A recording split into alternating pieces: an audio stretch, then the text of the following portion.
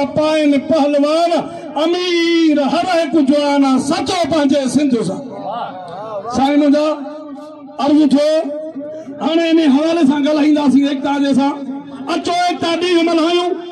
अचो एकता ॾींहुं मल्हायूं सिंध अमर सां मींहुं निभायूं शाइर साहबी सुघड़ सारा अदीब लेखक लिखण वारा अदाकार सदाकार सारा टोपियूं अजरक पॻूं पायो अचो एकता ॾींहुं मल्हायो अचो एकता ॾींहुं मल्हायो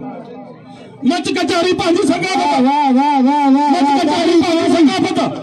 गरजी हलण मिलण मां पता लसियूं मानियूं खणी खारायो अचो एकता ॾींहुं रवा थिया जेॾा रह गुज़र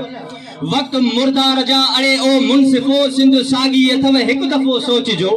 गाल ज़ातिन ने पाड़न का थी वई परे बाए मजहब जे नाले मथे पई परे हाण शरीयत फिरकन अंदर पई फिरे बांग हिन जी जुदा बांग हुन जी जुदा फर्ज वाजिब वजू सब बदलजी वया हिकड़ो इंसान वा बियो मुसलमान वा रोज फितने जी फतवा थी जारी थिए रोज फतवा जो साहिब तो फरमान दिए रोज न्याणिन जा मजहब मटायो छड़े धर्म मां पियो कढे दीन वारी करे दीन वारी के मारे पियो कारी करे तो जे इस्लाम जातो त छा थी पयो तो जे एहराम पातो त छा थी पयो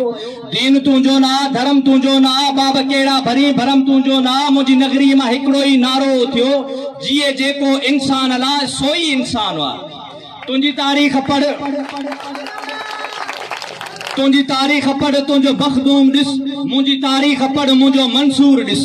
हा इनायत जो इस्लाम इंदो वरी मुझी नगरी में नींगर को थींदो वरी कन्न खोले तो बुध तो के चवंदो वरी